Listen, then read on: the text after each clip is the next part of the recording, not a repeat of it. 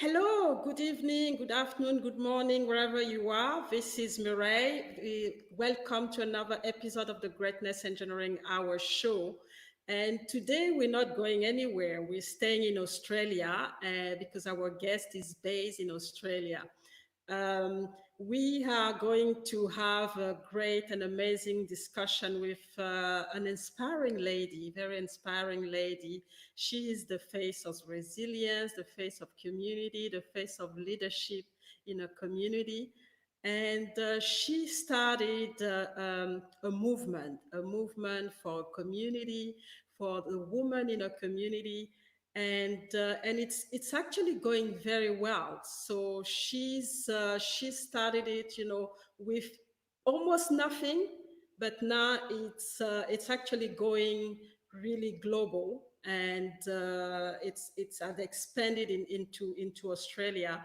But now I think the next step is going to be global. So I really want you to meet this lady today. I really want you to get the opportunity to understand, a philosophy, to know a story, and to see, the impact that she's been able to create here in Australia, and potentially now globally. So let's start and meet our guest. Our guest today is Florence Drummond, and she's based in Australia. And after the commercial, we get the opportunity to talk to her.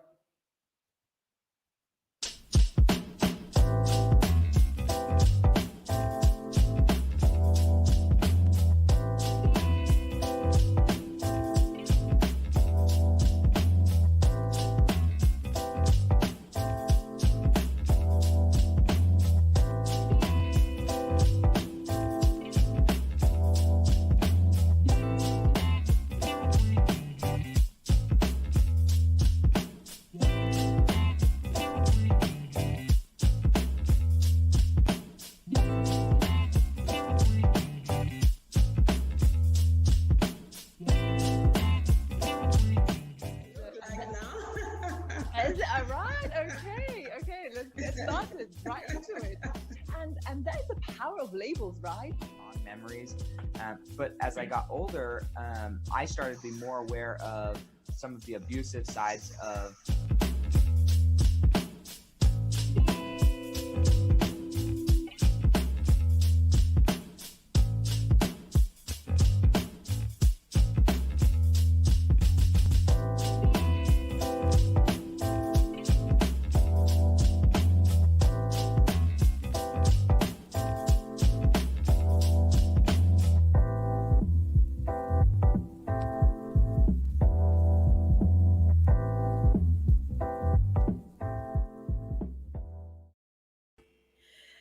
Hey, hello, Florence. Hello. How are you? Welcome to the Greatness Engineering Hour show. How is everything? I'm excellent, thank you, and thank you so much for having me today. I'm very excited to be here. I'm doing well. Thank you. Okay, all right. So, when I was, introducing you, I was telling people that you're such an amazing lady, an amazing leader, and I'm really, getting excited just for you to share your story so that people understand the positive impact that you're creating here in Australia. And now I think it's gonna go globally. That's what I think. So just to start the conversation, can you please introduce yourself to our audience? Yes, absolutely. Thank you. So my name is Florence Drummond. I'm the CEO of Indigenous Women in Mining and Resources Australia, known as IWIMRA. I'm a Dara Wutati woman from far north Queensland, and I acknowledge the Noongar people on the country on which we are today. I've been in the mining industry for about 7 years. I started off as an operator for Rio Tinto in Weipa, so far north Queensland, close to home. And I've been living in Perth now for the last 8 months. So really moving over here and learning more about the iron ore side. Okay, all right.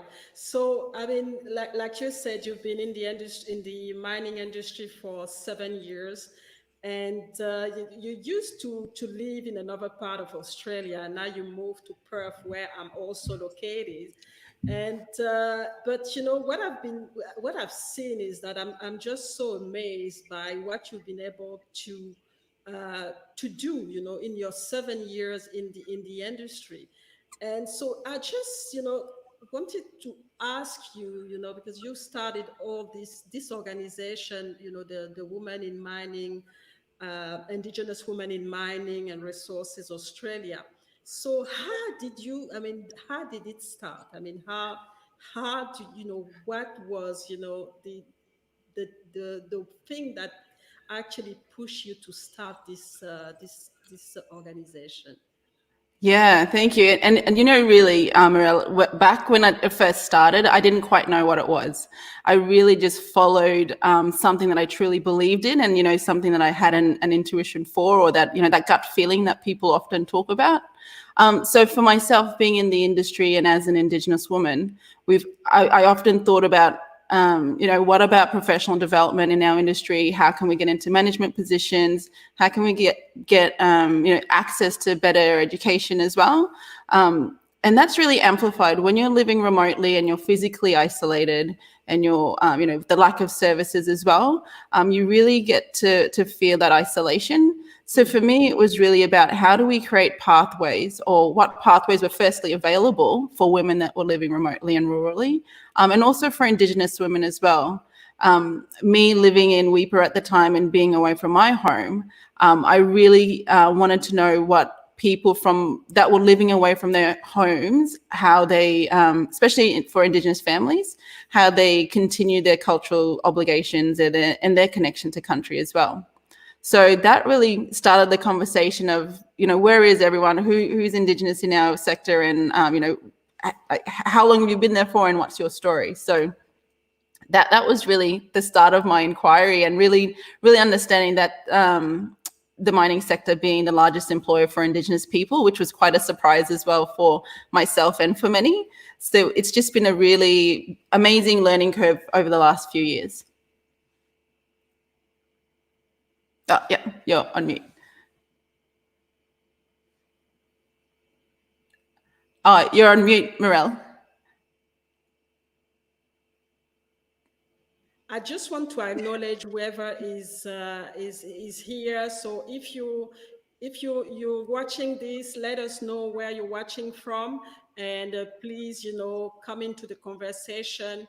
Today, our guest is Florence Drummond, and like I said, she's an amazing leader. So you don't want to miss the opportunity to ask her some question or participate in the conversation, and help us to get this conversation going.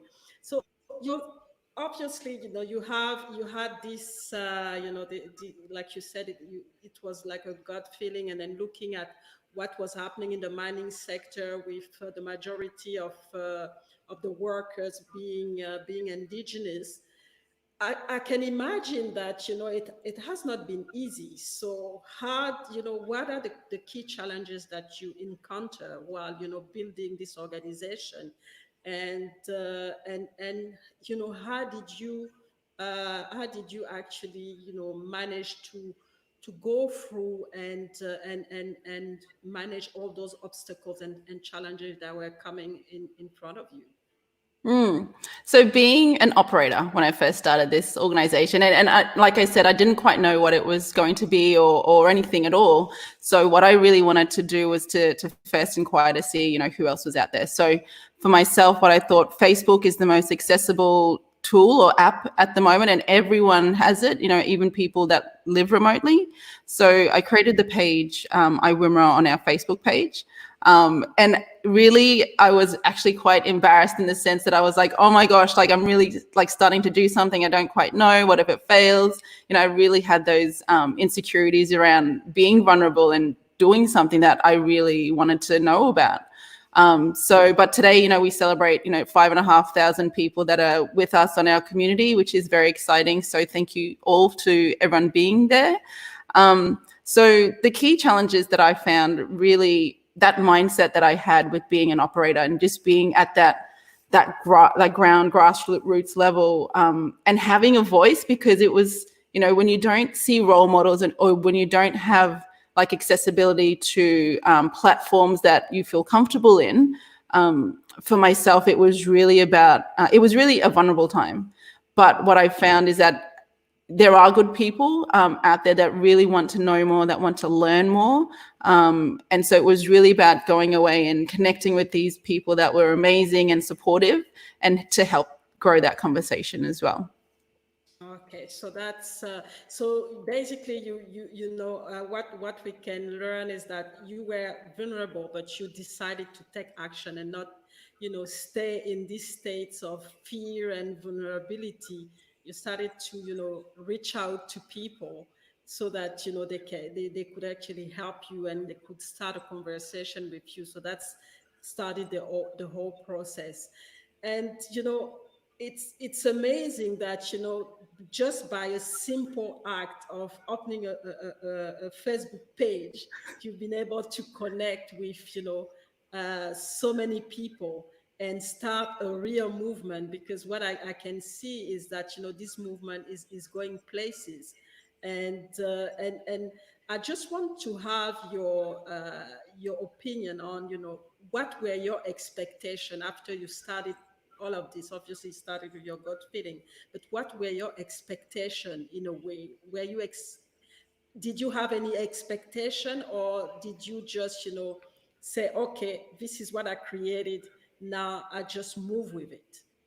Yeah, much the same. And a lot of people that know me, it is about moving organically with the movement, and with the conversation. Because firstly, having the confidence to own that conversation in the first place took me some time. It took me at least a year to actually own this conversation that I was starting. And it was at that time I was really trying to find myself and, compete in a world, not compete, because it's such a niche conversation. It was really having the confidence to be in a room and hold a room and really present yourself as well. And like I said before, vulnerably, it is one of the most scariest things to do. But after a few times, when you have these expectations of yourself to action one thing every day, and that's essentially how I grew my own confidence in being something that was holding the voice for so many others as well.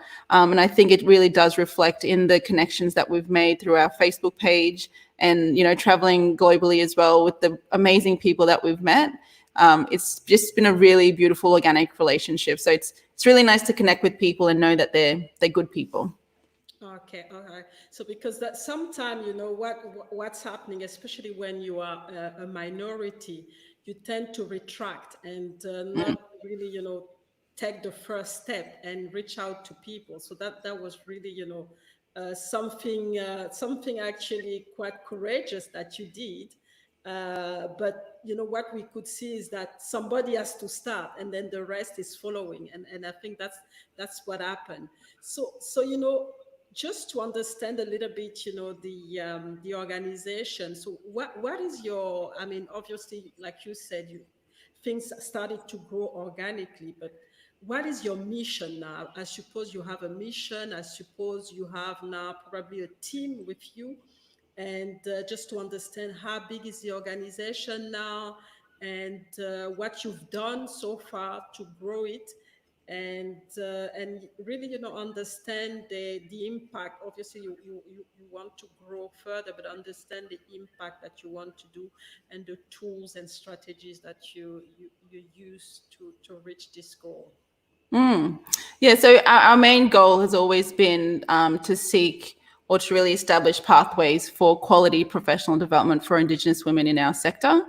So that's really taken us to find, examples that have been out there already, programs that are out there already, and successful programs as well that companies are rolling out, and really celebrating and sharing that with people. Because I think there are, like I said before, there are good people, there are good initiatives out there. It's about that practical accessibility to it, and for us to also professionally develop in our workplaces and giving ourselves that opportunity as well. In terms of our team, we're still voluntary, so we're really doing it for love, but doing it for a cause, which I do really love as well. Like, it's really a attracted many amazing, genuine people, and much like yourself as well, Morel. I know when we first met some time ago over the phone, it was just really beautiful, like an enthusiastic conversation, and all for the greater good. So that's been our network for the last few years.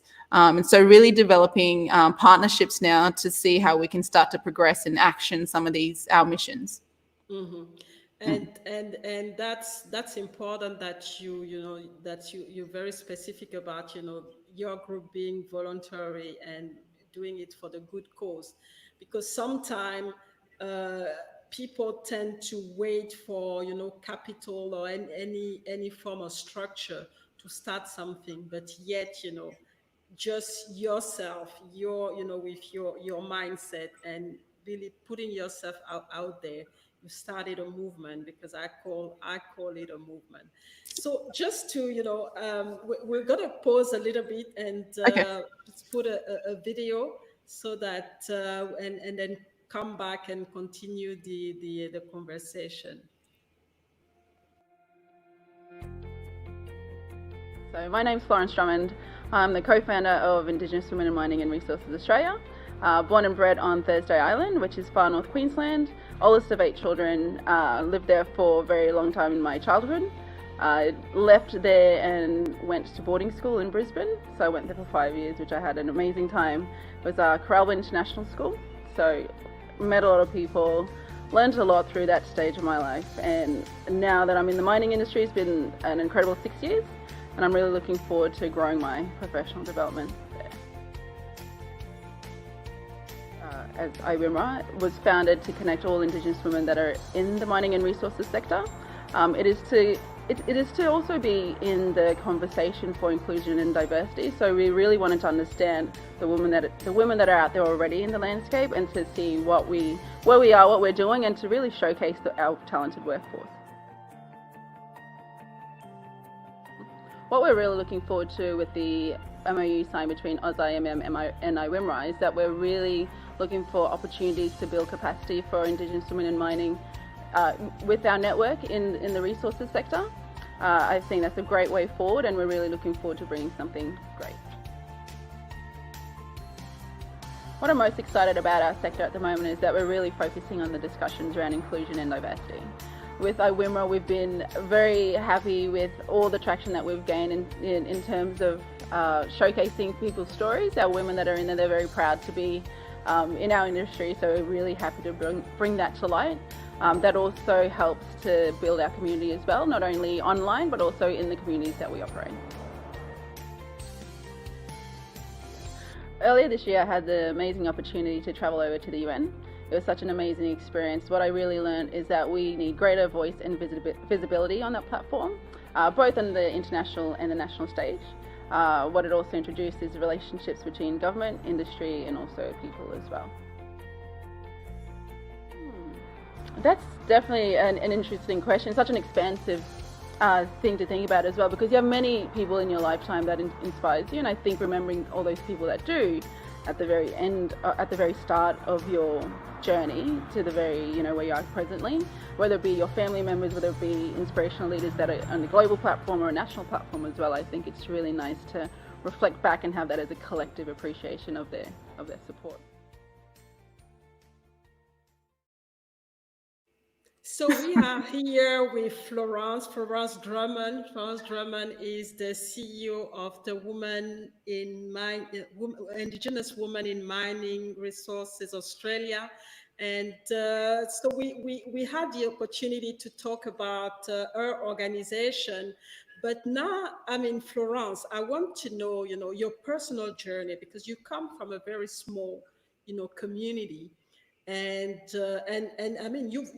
when we look at where you are right now, it's, you actually, expanded. And so can you guide us through this, this journey, and let us know how you managed to come to what you're doing right now? Yeah, thank you. And thank you for that beautiful memory through that video as well. That's been definitely always a learning curve. So Thursday Island is at the very north of Queensland. So it's the very tip between Australia and Papua New Guinea. So I was born and raised there, the oldest of 8 children. We lived in a house that my grandfather built just after World War II. So we had a lot of, it is a community. There's a few thousand people that live on the island, but we always grew up strong in our culture and our language. So from there, I did primary school there, and then I went down to boarding school in Brisbane. So that was my real first shift into mainstream Australia and mainland Australia.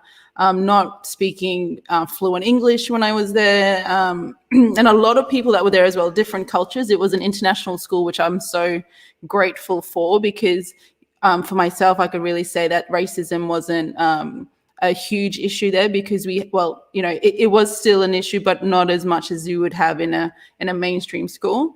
But it was really understanding different people, different races from other countries, and still to this day staying in touch with them, which has been a beautiful relationship to grow.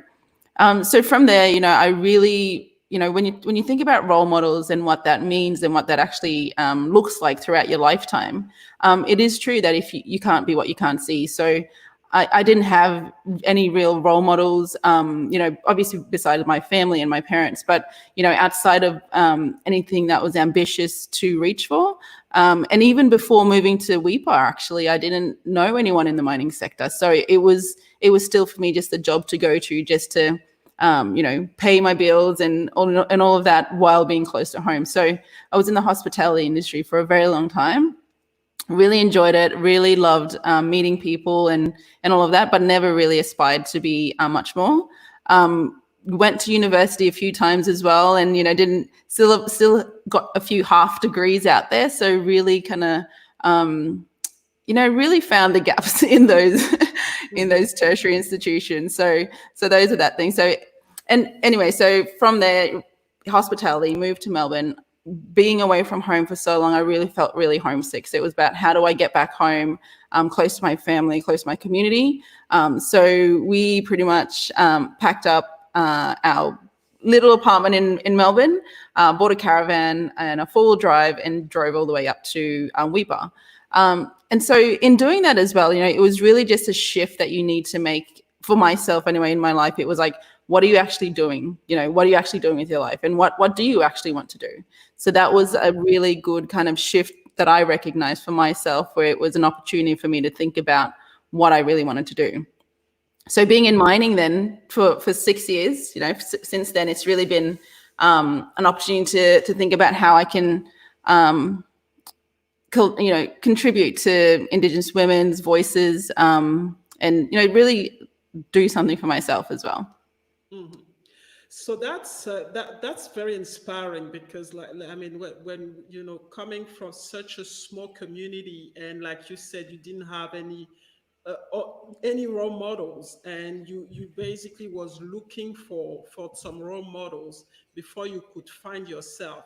But you had to take some step. You had to go out of the community to be able to find yourself, and to find some role models, probably, that could actually help you, motivate you, inspire you to go, to the next level, as far as your life is concerned, as far as your greatness, because we all have greatness inside of us. It's just a matter to realize that it's there, and start to really act on it, and step into our power. And I think that's what you did when you started to live in different communities, see different experiences. It actually opened up, you open up yourself to um, to to go back and understand who you are and what you were capable of doing, and now see where you are. So it's just an amazing story. So just, it's since we're talking about, all this journey, I just wanted to ask you, what what do you think has contributed, uh, to the success that you have? Because for me, it's a success. Um, what contributed to it? What are the key things that you think have contributed to this success, for you to really come out and become the influencer, the leader that you are? Thank you. For me, I would think something that drives me every day is knowing that you've got nothing to lose. You know, being raised in a community and really understanding the, what the deficits are, you've got nothing to lose. So that's really something that drives me every day. And every time I need to step up and do something that's really challenging, I've got nothing to lose anyway. So I'm just going to step up and I'm just going to action and I'm just going to do it. Okay, so that's a powerful statement because sometimes what actually stop us is because we're afraid of losing something. But in your case, you understood straight away that you have nothing to lose. You can only just go forward. That's all that's gonna happen, and then you will lose nothing. So how important, how did you, because it's kind of a difficult, because you've been in difficult environment, and you probably been you probably had people, negative people around you telling you, because when you were a bit ambitious and wanted to do certain things, you probably had people telling you no, you know nobody have ever done it in our community, or nobody has ever done it, so what do you expect? You should just keep going like the rest of the community. How did you manage that?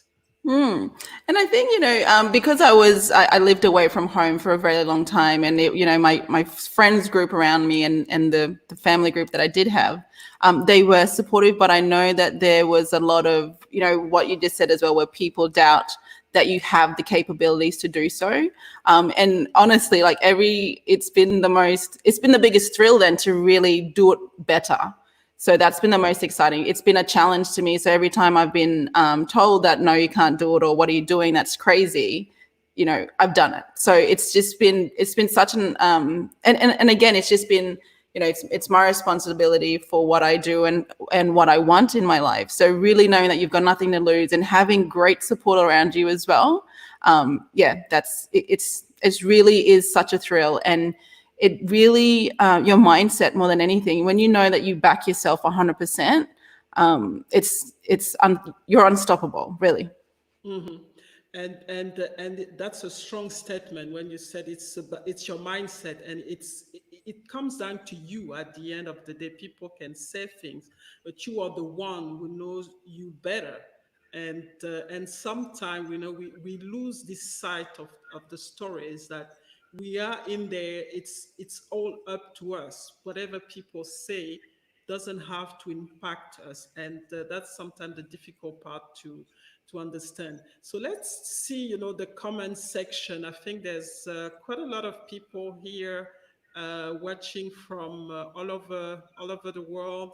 We have Dee. Dee is in the US, so she's saying hello. We have Joanne. Joanne is here.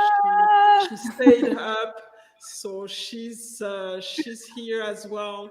We have Dr. Selena. Dr. Selena is in the US as well, and she's been watching. And they have some few comment, grow through inner experiences. So that's one thing. And I think Joanne has something to say as well. If you don't try, you won't know. And so well said. And again, Joanne, people doubt for you comes from their own fears. And Yes. that's so true, Joanne. It's just like people project their own fears on you. They know that they're afraid of doing something, and then they want to stop you from doing it because they are afraid they can't do it themselves. So that's a key, a key thing to understand, and to really take on for whoever is listening right now. So we're just going to progress again. I'll put a video because, like I was saying at the beginning, you started this project digitally, and then it went out, uh, outside the digital world to the real world in all over Australia. But you've not stopped. You're not stopping there, and this year you went very far. But let's watch the video and come back and talk about this experience.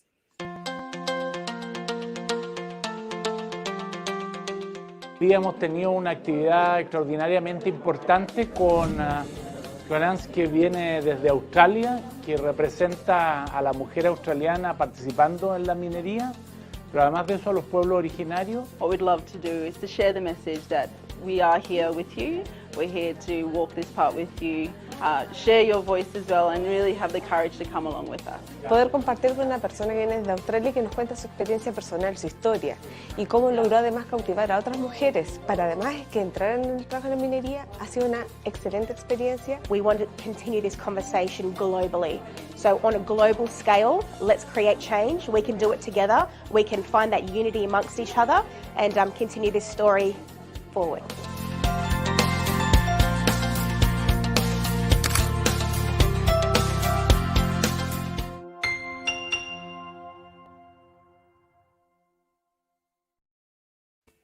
So tell us everything about this experience. And you are going global. This is serious. You are going global. So we want to understand, we want to know, about all this experience and what you have for the future for your organization, because like it was said in this, in these videos, is that, your ambition is to go global. So tell us a little bit more about that. Oh, thank you so much for those beautiful memories. We had such an amazing time. We had the opportunity to go to Latin America earlier this year. So in March, for the purpose of International Women's Day. So we were invited over there by the ambassador of Peru. The ambassador to Peru from Australia. So that was amazing. So we had the opportunity to travel to 3 countries. So we went to Chile, Colombia, and Peru as well. So that video in particular was in Chile. Amazing women, amazing people. They're much like family, shared histories, which has been such the basic connector here for so many people, for Indigenous people, for people of color as well. It was really an amazing experience. So we had the opportunity to go and speak to these women, speak to ministers, speak to ambassadors as well around gender equality, around greater participation for Indigenous people in the mining and extractive sectors as well. So it was a really amazing opportunity to know that people on the other side of the world share exactly the same experience with us. So for us, in terms of going globally, what we're really wanting to do over the next few years is really grow that connection between Indigenous women here in Australia and Indigenous women globally as well. Mm-hmm. And which is a big project. I understand that you've been focusing on really to get this synergy between Indigenous women around the world, and make sure that you come together and you create opportunities for every single woman in those communities. And it's not always easy. So I wanted to ask you, I mean, you've been, you've traveled globally, you've met, different other Indigenous women, especially in the mining sector. What are the key problems that you see, in that community, and what are the blockers for them, to progress in this industry that is really male dominated and non-Indigenous, not a lot of Indigenous representation, either here in Australia or in Latin America. So what do you think is the problem? Yeah, it really does come down to a lot of things as well. And, the basic, that what I've found is that for Indigenous people, caring for country is one of our number one priorities for our culture. So it's always been a challenging conversation. And this was one of the other things that I found as well in starting this conversation about celebrating Indigenous women or people in the industry, that to really understand that that's not supposed to traditionally make sense. So, it's such a contradicting thought. So for us, and in terms of the synergies that we find with Indigenous people globally, or not globally, I suppose, with for Peru in Latin America in particular, it's really about navigating those conversations there as well, and really understanding, what the end goal is and how we can collaborate, or how do we have better, build capacity within ourselves to really participate in conversations that can change and influence industry to be beneficial and be mutually beneficial. So those were really the synergies that we've found. For now, obviously, we've got a project ahead of us to really start to understand that better. And in terms of being in the workplace, what I'd like to do is really emphasize on creating a culturally safe workplace, and really having it as a safe place for all diverse people to come to work, bring their whole selves to work as well, and really understanding that this is a great industry to be working in. Mm-hmm. And that's something that it's important. I mean, because I also work in a male-dominated environment, and I've been a minority as well almost all my life in this industry, and the dialogue is very important, and reaching out and having women coming together to first understand themselves, understand what are the problems that they have, and really identify, the area where they can have an influence, instead of, staying in this mindset of being victims, which is not helping at all, which is actually worsening things. So it's really important to have those, self-platform and push for, the creation of, cultural, like you said, culturally safe environment for especially in those industries where it's male dominated and where we are the minorities, and really push for that. Just to to talk about something else, while you've been working for 7 years in the industry, and you've created this platform. Actually, it's giving you visibility beyond your role in the mining industry. So how do you manage that? Because it can be very difficult to manage. Yes, absolutely. And I think we're so demanding of our time as well. And really, sometimes you put a lot of expectations on yourself. What I've found with the growth of IWIMRA and just the escalating growth of it as well, it's just been it's been interesting. So I've been really having to think about my own self-care and really think about, well, how can I actually navigate this without with it still being sustainable, and without me and myself really being just being overwhelmed by it as well, and not being productive, and giving quality back to the network and quality back to who we need to. So having amazing, strong women around me as well that are, you've seen in that video, you saw Christina and Janaea. We've got a lot of women that are here around the table with us, and supporting the conversation and helping that grow as well. Mm-hmm.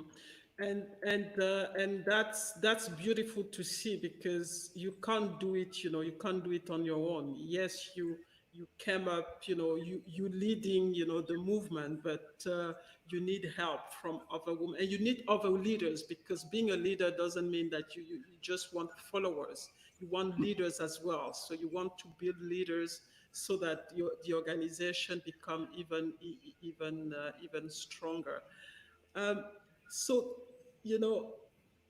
talking about leadership, um, what is leadership for you? What type of leadership do you think would help the type of movement that you have? Because I know that women are experiencing the same problem almost everywhere, and we need to find the right leadership to empower us. So what do you think is the right leadership to empower you know ladies in your organization, but women in general? Definitely, we've got a lot of strong women out there, and for me, leadership is about enabling people's greatness, really, and enabling themselves, because we have our own interpretation of leadership and growth and what good looks like, what an excellent looks like, but for other women, it's different. So it's about enabling what's important to them, because then only at that time they will feel empowered. They know that they're visible. So for me, leadership is about enabling that opportunity for other women to walk into their greatness. In terms of having other women around me as well that are amazing, strong women. So grateful to have them here, and they bring their own stories. You know, we've got women around us that are mothers, women around us that are business owners, and I've learnt so much from them as well. So it's been an opportunity for me to learn and grow in my own leadership. Mhm. And it's and that's the important part, is that, you know, when you are a leader, you don't stop learning, you know, from the leaders that you creating. You have to learn from them, but also, you know, make sure that they come out, they step into their greatness, like you said, they step into their power, because it gives power to the whole movement and to the whole organization, to each and every one of us women. So powerful, powerful statement again. And I just want to put it there, is that leadership is about enabling other women to step into their greatness. And that's what we're talking about here in this show, is, you know, for every one of us, I mean, even the men that are watching right now, to understand that we have greatness inside of us. And we have to get back inside and really understand what this greatness is all about, and, you know, step into it and unleash it, to be able to go to the next level as far as our life is concerned. And also, you know, to go to the next level, to create positive impact into our communities, into, you know, into anything that we do, and attach it to a legacy later on. So we'll come back to that anyway. And just wanted to show again how, you know, talented you are, and how, you know, influencer you have become, with, you know, while starting this movement.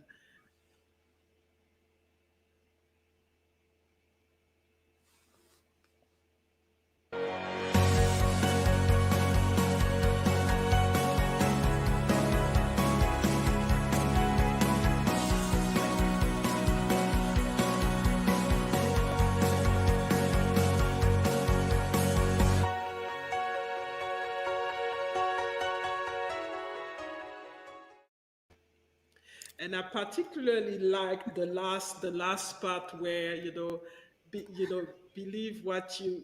Can you explain a little bit, you know, this statement, because I actually saw it on your website, and I really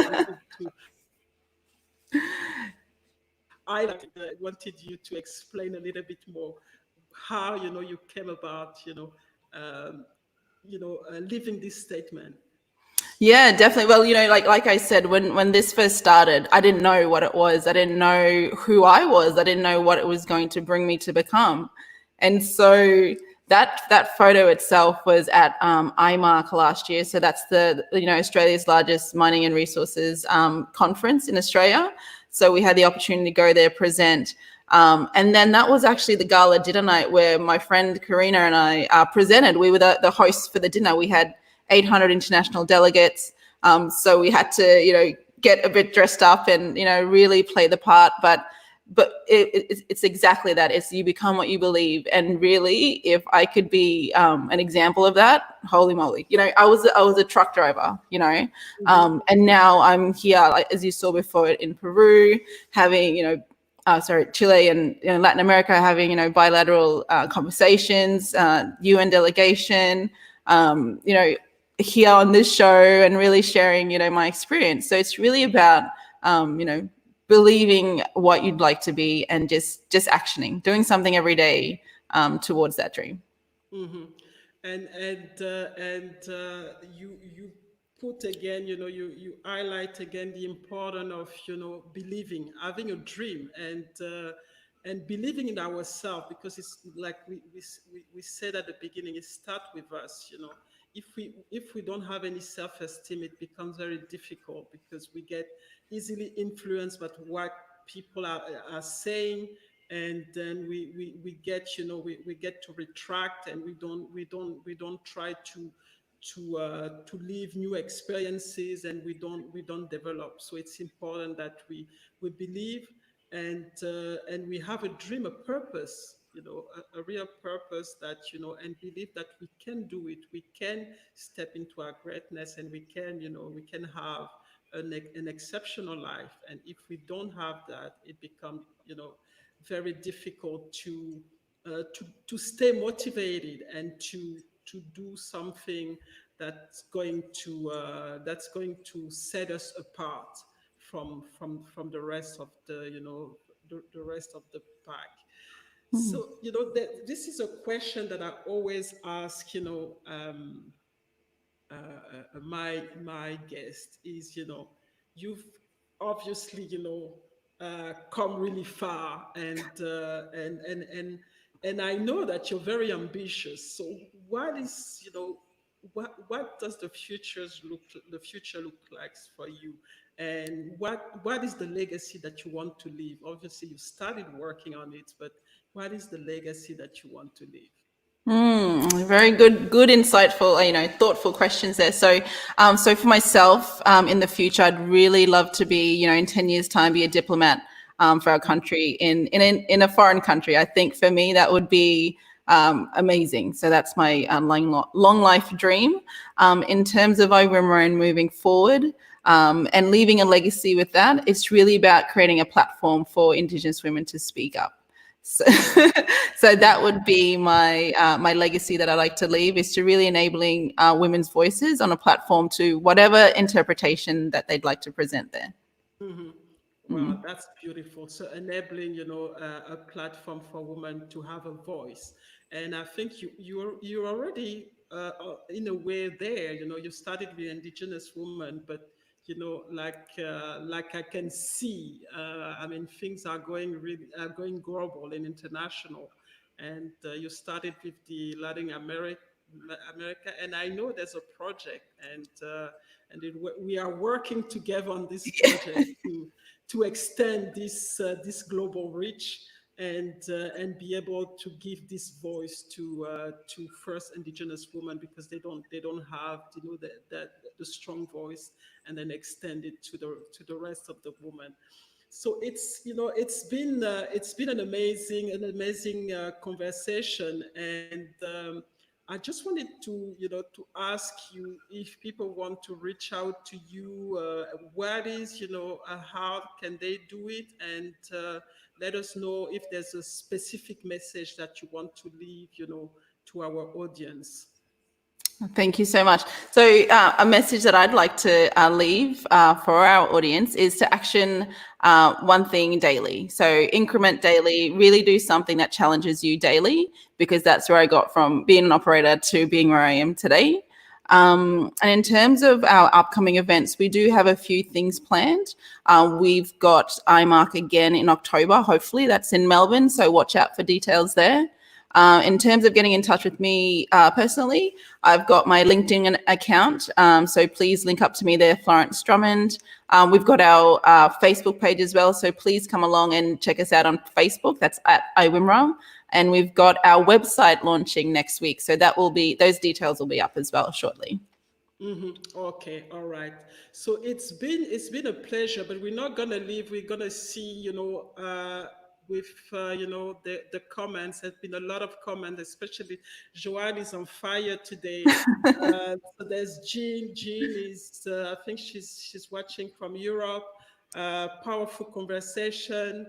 Joanne, how do you both stay mindful being in the industry that is so male dominated? What is your therapy? So I don't know if you want to tackle this one, but that's a very good one from Joanne. I think, Joanne, what we have to do, you have to be yourself, and like you said, Yes. you have to believe in yourself, because and not play victim. Come up with, be strong, and have a purpose and a vision for yourself, and forget about all the noise that is around you, and all the noise that our friend, our male colleagues is doing. So nothing really difficult to do, I would say. Um, and then there are some other comments as well. Oh, okay. So sorry, Jean was watching from Central Florida in the U.S. I'm really sorry for that, and And Joanne, again, such a wonderful conversation. Thank you for sharing with us both. Proud of you both. Thank you, Joanne. We really appreciate. And I mean, just to end the conversation, what we need to understand is, everything, start with ourselves, and we need to, to understand that we are the leader that we are looking for. So it starts with us, and like, Florence just shared a story, and you've seen from where she started to where she is, and she's still going up.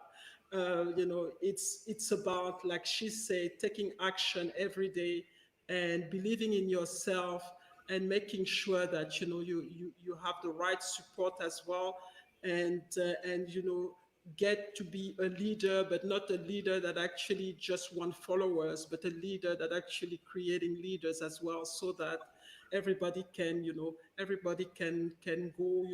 to the next step, and understand that we understand that we have to create platform for other women to be able to, for them to be able to step into their greatness, and really express themselves in a safe environment, and a cultural safe environment.